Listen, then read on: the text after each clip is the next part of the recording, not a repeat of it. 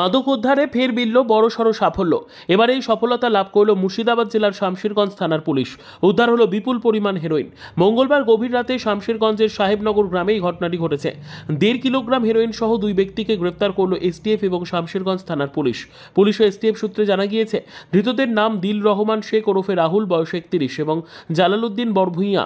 তাদের মধ্যে রাহুলের বাড়ি মুর্শিদাবাদের সুতি থানার ইসলামপুর গ্রামে হলেও জালালউদ্দিনের বাড়ি আসামের শিলচরে।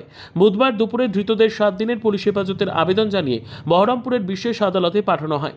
তাদের কাছ থেকে মোট 1.5 কেজি হেরোইন বাজেয়াপ্ত করেছে পুলিশ। আসাম থেকে হেরোইনগুলো নিয়ে সাহেবনগর গ্রামের একটি বাড়িতে নিয়ে এসেছিল ধৃতরা। যদিও গোপন সূত্রে খবর পেয়ে সেখানে হানা দিয়ে তা উদ্ধার করে পুলিশ। গ্রেপ্তার করা হয় পাচারকারীদের। হেরোইন কারবারের সঙ্গে আর কেউ জড়িত রয়েছে কিনা তা খতিয়ে দেখছেন তদন্তকারীরা। পুলিশের এই তৎপরতায় খুশি সাধারণ মানুষ।